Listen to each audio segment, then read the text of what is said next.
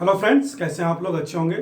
Previous lecture में बात कर रहे थे हम मौर्य के अभिलेखों की, यानी कि अशोक मौर्य के अभिलेखों की। उसमें हमने बात की थी शिलालेख की, स्तंभ लेख की और गुहा लेख का। हमने देखा था 3 प्रकार से अभिलेखों में, जिसमें हमने शिलालेख की बात कर ली थी, दीर्घ शिलालेख, लघु शिलालेख, ठीक है, और समकालीन विदेशी यवन शासकों की बात की थी। आज उसके आगे बात करेंगे हम किसकी? स्तंभ लेख, यानी कि पिलर्स जो एडिक्ट्स हैं उसकी बात करेंगे। ओके, तो जो अभिलेखों का कॉन्सेप्ट लिया गया अशोक द्वारा, वह किस देश से लिया गया, अडॉप्ट किया गया? ईरान के शासकों द्वारा। ठीक है, ईरान में भी क्या है, अभिलेखों का प्रचलन था, शिलालेखों का प्रचलन था, स्तंभ लेखों का प्रचलन था। ओके, तो लेकिन मेन अंतर क्या था? ईरान के शासकों द्वारा जो अभिलेख उत्कीर्ण कराए गए और जो अशोक द्वारा उत्कीर्ण कराए गए। सबसे पहला तो अभिलेखों में यही अंतर था, क्या कि जो जितने भी अशोक के स्तंभ लेख हैं या अभिलेख हैं, वह एकास्मक पर्वत के, सॉरी पर्वत नहीं, पत्थर के हैं। ठीक है, एकास्मक पत्थर, यानी एक ही पत्थर को पूरा का पूरा काट कर क्या है बनाया गया है, पॉलिशदार किया गया उसको। ओके, लेकिन ईरान में क्या था? ईरान के जो शासक थे उन्होंने क्या किया, कई खंडों में पत्थरों को जोड़कर बनाया है। ओके, एकाश पत्थर नहीं है ईरान में। और ईरान के जो अभिलेख हैं उसमें क्या मानव आकृतियां हैं। ठीक है, मानव आकृतियां स्थापित की गई हैं। लेकिन अशोक के क्या है अभिलेखों में, स्तंभ लेखों में, जिसमें वो पशुओं की आकृतियां बनाई गई हैं। ओके, और जो पूरी की पूरी संरचना है अशोक के अभिलेखों की, वह क्या है, विभिन्न प्रकार की है। अभी हम देखेंगे चित्र के थ्रू, विभिन्न प्रकार की है संरचना। जबकि ईरान वाले में क्या है, एक ही तरह की संरचना है ऊपर से लेकर नीचे तक। ओके, अशोक का क्या है, विभिन्न प्रकार की आकृतियां हैं। तो स्तंभ लेखों की बात करेंगे हम। तो स्तंभ लेख भी क्या है, दीर्घ स्तंभ लेख 6 हैं और लघु स्तंभ लेख 5 हैं। ओके, क्या है स्तंभ लेख? अगर मैप के थ्रू देखें, मैप नहीं, फिगर, चित्र के थ्रू बात करें, ठीक है, तो अगर एक पत्थर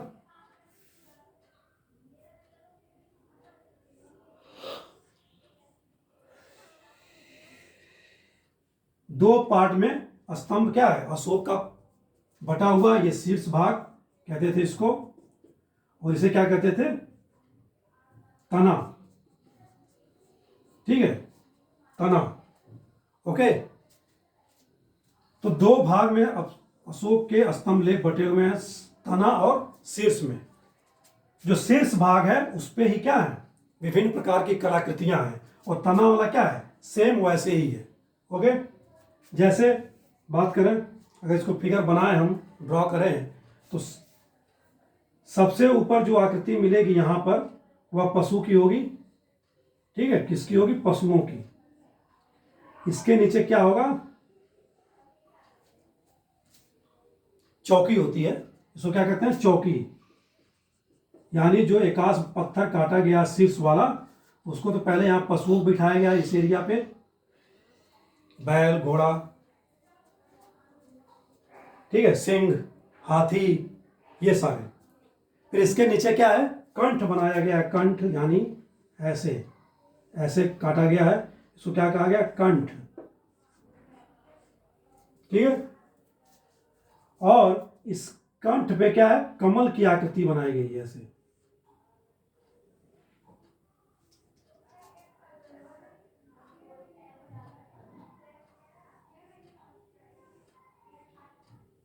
ठीक है, ये क्या है, कमल। ये शीर्ष पार्ट पे क्या डिजाइन सारी की गई है, इसको बांटा गया है। ओके, इसके बाद फिर एक और आया, क्या आएगा, ये किस पर टिका हुआ है कमल, मेखला पर, गोल भाग, इसको क्या नाम दिया गया, मेखला। ओके, मेखला। ठीक है, ये होगी बात हमारी मेखला की, ये हो गया मेखला। और अब बच क्या गया, तना। शीर्ष पर हम क्या, ये सारी आकृतियां हैं, अब तना बच गया। इसी तने पर क्या है, ये तना कह लें या इसको स्तंभ कह लें, इस पे टिकाया गया है जमीन पर। ठीक है, ओके, तो ये है अशोक का क्या, स्तंभ। यहाँ पशुओं की आकृति में आपको सिंह, वृषभ, ठीक है, हाथी जगह जगह अलग अलग जगह मिलेंगे, बैठाया गया है। मेनली तो सिंह ही है, वृषभ है, ठीक है। तो ये हो गया अशोक का स्तंभ लेख।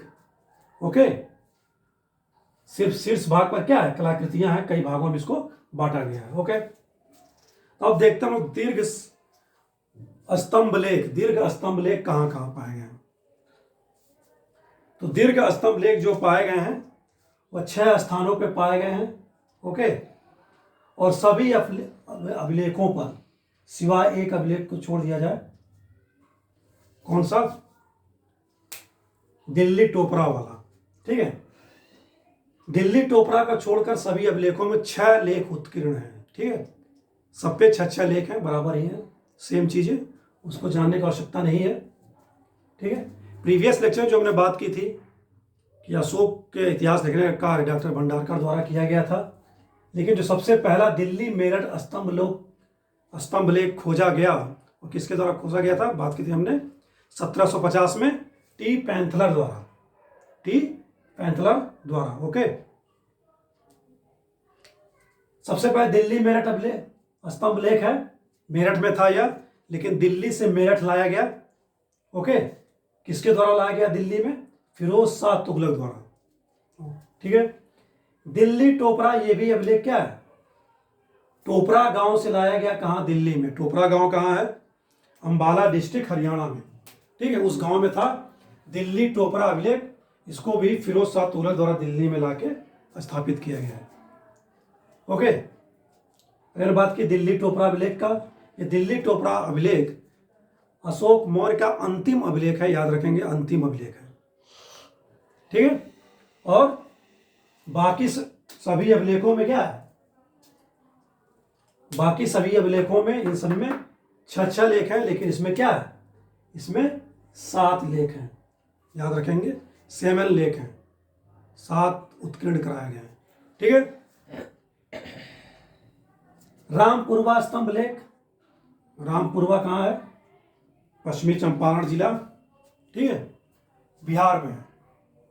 लौरिया नंदनगढ़ भी क्या है, चंपारण में है, और लौरिया और राज भी क्या है, चंपारण डिस्ट्रिक्ट में है, बिहार में है। ओके,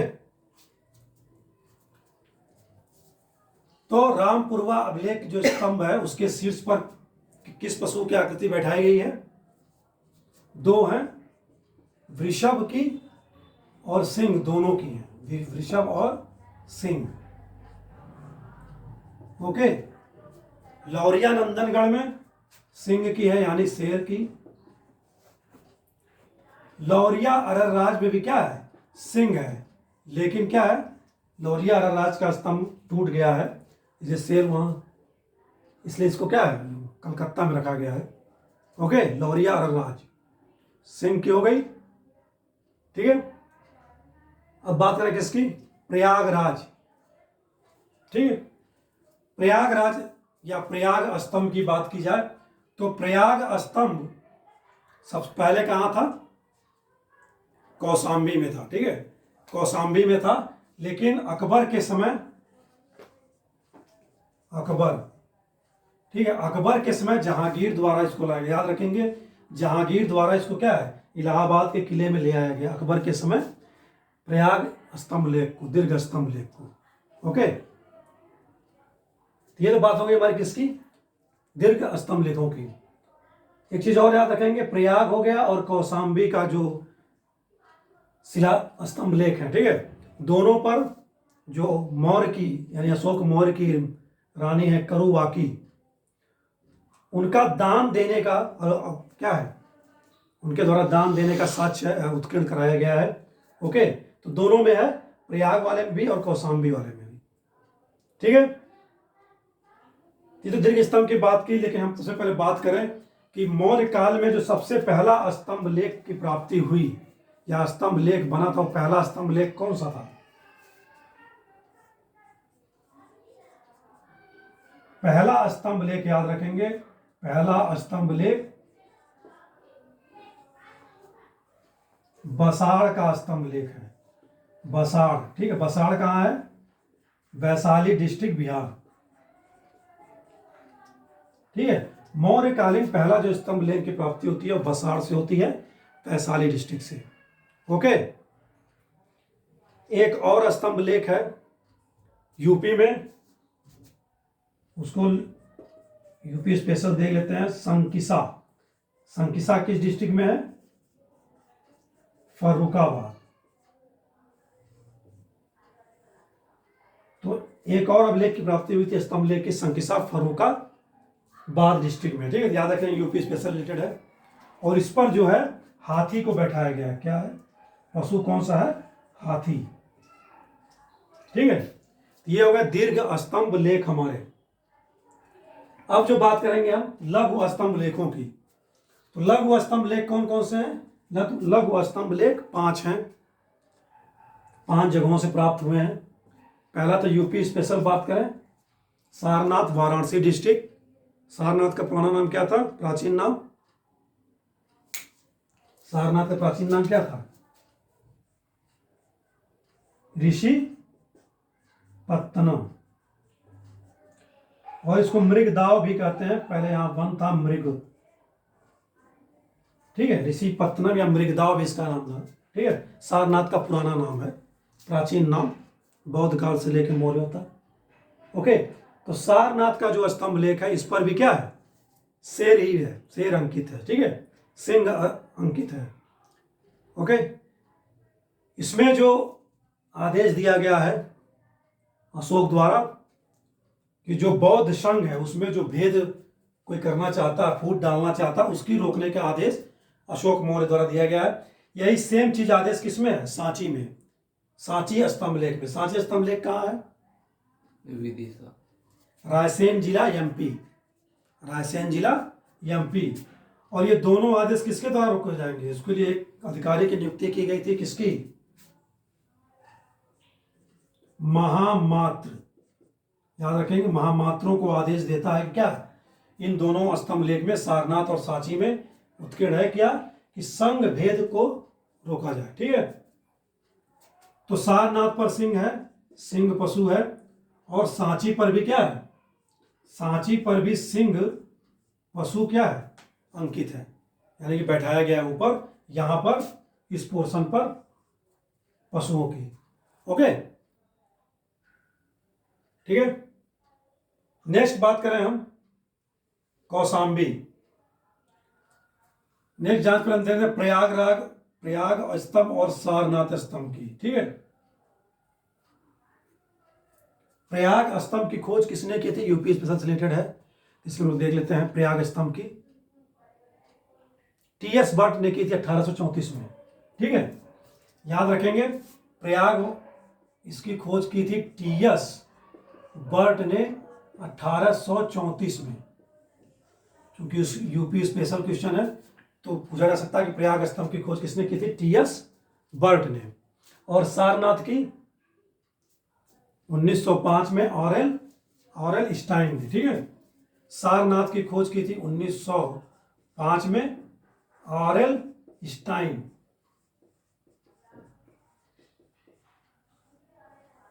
तो ये दोनों नाम याद रखेंगे, प्रयागराज से रिलेटेड और सारनाथ से रिलेटेड खोजकर्ता की, टीएस भट्ट और ऑरेल स्टाइन का। ठीक है, तो प्रयाग स्तंभ में करुआकी रानी का है दान देने का। कौशाम्बी अभिलेख में भी क्या है? रानी करुआकी जो है अशोक की पत्नी, उसका दान देने का साक्ष्य उत्कीर्ण कराया गया। और इसी में एकमात्र पुत्र उसके कौन? अशोक का एकमात्र पुत्र का उल्लेख है। उस पुत्र का क्या नाम था? तीवर का। ठीक है, रानी करुआकू। और इसे कौशाम्बी अभिलेख को, यानी कि लघु स्तंभ लेख को, प्रयाग दीर्घ स्तंभ लेख को नहीं, कौशाम्बी लघु स्तंभ लेख को क्या कहते हैं? रानी का अभिलेख भी कहा जाता है। ओके, रानी का अभिलेख भी कहा जाता है। क्वेश्चन पूछा हुआ है यूपीएससी में। ठीक है, नेक्स्ट है रूमनिदेय और निगाल सागर या निगलीवा। ये दोनों जो स्तंभ हैं नेपाल की तराई में है, लुम्बिनी जिला साइड नेपाल में। ठीक है, नेपाल के तराई इलाकों में स्थित हैं। ये भी सारे क्वेश्चन पूछे हुए हैं कि रूमनिदेई कब गया? अपने 20वें वर्ष, यानी कि राज्याभिषेक के 20वें, यानी 261 बीसी में उसका राज्याभिषेक हुआ था। उसके बाद क्या है, 20वें वर्ष रूमनिदेई गया अशोक द्वारा। ठीक है, इसमें जो वहां भूमि कर है जितना भी रहा हो उस समय, उसको घटाकर कितना कर दिया गया? 1/8। ये भी क्वेश्चन पूछा हुआ, कितना किया गया? 1/8। और एक कर था बलि, वहां पर ये कैसा कर था? धार्मिक कर था, बलि, इसको समाप्त किया गया। ठीक है, इसीलिए रूमनिदेई लघु स्तंभ लेख को क्या कहते हैं? आर्थिक अभिलेख भी कहा जाता है। क्या कहता है? आर्थिक अभिलेख। ओके, तो याद रखेंगे, आर्थिक अभिलेख भी कहते हैं किसको? रूमनिदेई लघु स्तंभ लेख को। नेक्स्ट है निगाल या निगलीवा। ठीक है, निगाल या निगलीवा, यहां भी जाने का साक्ष्य मिलता है अशोक का 12वें वर्ष। ठीक है, यहां जो कनक मुनि स्तूप है उसका संवर्धन कराया गया था। ठीक है, तो कनक मुनि का संवर्धन का साक्ष्य कहां मिलता है? उत्कीर्ण है निगाली या निगलीवा लघु स्तंभ लेख में। ओके, ये तुम्हारी बात हो गई अशोक के अभिलेखों में दीर्घ शिलालेख, दीर्घ स्तंभ लेख और लघु स्तंभ लेखों की बात हो गई। ठीक है भाई, फिगर के थ्रू भी समझे हम लोग। पहला स्तंभ लेख की बात की हमने, बसाड़ में खोजा गया वैशाली, यूपी में एक और संकिसा फर्रुखाबाद। ठीक है, अब जो बात करेंगे हम किसकी? लास्ट अभिलेखों में उसकी गुहा लेख। गुहा यानी केव्स, गुफा, इंक्रिप्शंस, गुहा लेखों की बात करें। वैसे तो हम अशोक की बात कर रहे हैं, लेकिन जो उसके पौत्र है दशरथ, उसकी भी यही देख लेंगे गुहा लेख में। तो अशोक द्वारा क्या है? 3 गुफा की गुहा लेखों में उत्कीर्ण कराया गया है। ठीक है, या इसको बनवाया गया है और किसे दिया गया? आजीवक संप्रदाय को दिया गया है। ये दोनों दशरथ और अशोक द्वारा जो भी गुफा बनवाई गई हैं, ये दोनों के दोनों किसको दिए गए हैं? आजीवक संप्रदाय को।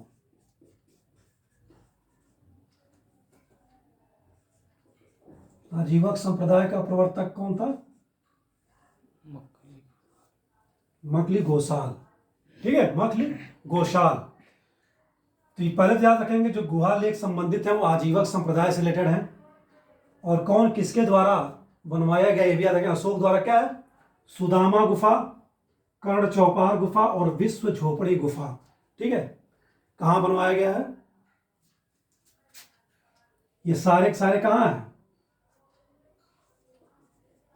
बराबरी या बराबर कह रहे पर्वत, कहां है? जहानाबाद डिस्ट्रिक्ट में। ठीक है, ओके। और दशरथ वाला नागार्जुनी पहाड़ी, कहां पर? दशरथ ने जो बनवाया है ये नागार्जुनी पहाड़ी में, नागार्जुनी पहाड़ी, बराबर की गुफा या बराबरी पर्वत गुफा। ठीक है, नागार्जुनी पहाड़ी में दशरथ वाली। ओके, लेकिन नागार्जुनी पहाड़ी का वर्तमान नाम क्या है बिहार में? खलवित्क। ठीक है, खलवित्क। जो बराबर की पर्वत पहाड़ियां जो हैं उसमें अशोक द्वारा करवाई गई हैं। सुदामा, कर्ण चौपार, विश्व झोपड़ी, और दशरथ द्वारा नागार्जुनी पहाड़ी में लोमहर्षि, गोपी और वड थिका। इन दोनों ने किसको लिए बनवाया? आजीवक संप्रदाय के लिए। याद रखेंगे, गुहा की जो भाषा है वो क्या है? बात की थी हमने, प्राकृत है। ठीक है, और लिपि क्या है? लिपि ब्राह्मी है। स्तंभ लेखों की भी लिपि क्या है? ब्राह्मी है। ओके, याद रखेंगे। लिपि बात की थी हमने लेखों की, अरामेक, यूनानी, खरोष्टी और ब्राह्मी की। ओके, ये तो बात हो गई अशोक के गुहा लेखों की और दीर्घ स्तंभ लेखों की। ओके, नेक्स्ट बात करेंगे हम किसकी? और भी कुछ अन्य महत्वपूर्ण अभिलेख हैं मौर्यकालीन। ठीक है, कौन कौन से? 4 हैं। सोहगौरा, ताम्रपत्र लेख, महास्थान अभिलेख, लंपक और पान गुरारिया। गुहा लेक, ये एक गुहा लेक है। सो गौरा कहाँ है? गोरखपुर में, ठीक है। CM city Gorakhpur. गोरखपुर उत्तर प्रदेश लेक, यूपी स्पेशल इंपॉर्टेंट है। सो गौरा ताम्रपत्र लेक, और ये प्रथम ताम्रपत्र लेक है, फर्स्ट। ताम्रपत्र यानी तांबे की जो सीट होती है, तांबे का पत्ते की तरह, उस पर उत्कीर्ण कराया गया प्रथम ताम्रपत्र लेक है सो गौरा। क्वेश्चन पूछा जाए प्रथम ताम्रपत्र लेक कौन सा है? सो गौरा, महास्थान, लंपक, तो कौन सा है? सो गौरा। इसमें किस चीज का वर्णन है? सो क्या ताम्रपत्र लेख में है?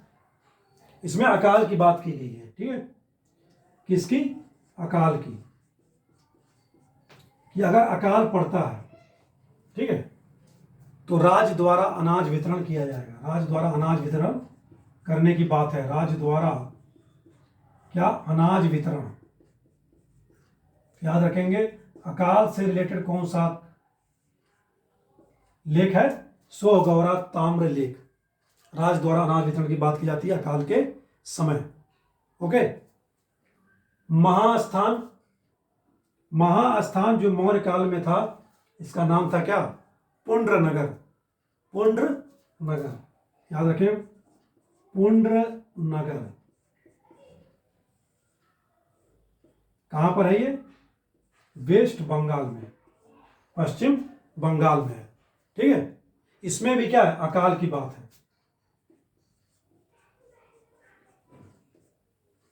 दो अभिलेख मिलेंगे हमें अकाल से रिलेटेड, सो गौरा और महास्थान। इसमें अकाल के समय सहायता की जो बात की गई है, वो किसके द्वारा की गई है? अकाल के समय सहायता कौन करेगा? जो अधिकारी नियुक्त किए गए हैं, महामात्र। अशोक द्वारा जो अधिकारी नियुक्त किए गए हैं, महामात्र, ठीक है। जो हमने देखा था, संघ भेद भी रोकने का काम महामात्र अधिकारी द्वारा किया जा रहा था, ठीक है। तो राज्य द्वारा जो अनाज वितरण का लेख है वो क्या है? सो गौरा ताम्रपत्र लेख में। और महामात्रों द्वारा अकाल में जो सहायता की जाएगी, अकाल, वह किसमें उत्कीर्ण है? महास्थान यानी कि पुंड्र नगर, पश्चिम बंगाल में। ओके। लंपक, आज का जो लगमान है, वही मौर्य काल में क्या नाम था उसका? लंपक। लगमान कहाँ है? काबुल में, ठीक है। लगमान कहाँ है? काबुल, अफगानिस्तान। ओके। यह जो अभिलेख है क्या है? सीरियाई भाषा में है। किसमें है? सीरियाई भाषा में।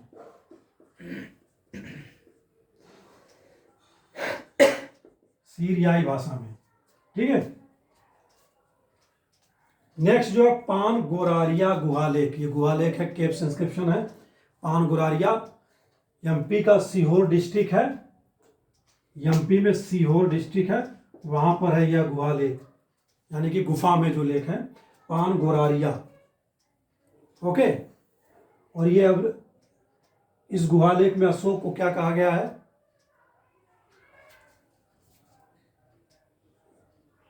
इस अभिलेख में, गुहालेख में अशोक को क्या कहा गया है?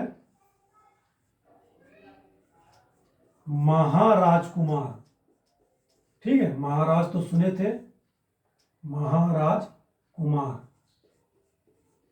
तो महाराज कुमार के रूप में किसको संबोधित किया गया? अशोक को। किसमें? पान गोरारिया गुहालेख एमपी में। ओके। तो ये तो कुछ अन्य महत्वपूर्ण अभिलेख हो गए, सो गौरा ताम्रपत्र लेख, महास्थान, लंपक, पान गोरारिया, ठीक है। और हमने देखा क्या? गुहालेख और दीर्घ स्तंभ लेख, लघु स्तंभों की बात की, ठीक है। तो आज की क्लास में इतनी बात करेंगे। नेक्स्ट बात करेंगे मौर्यों के किस प्रशासनिक व्यवस्था में, ठीक है, प्रशासनिक, आर्थिक, सामाजिक व्यवस्था। आज के लिए इतना ही। नमस्कार। Thanks for watching the video.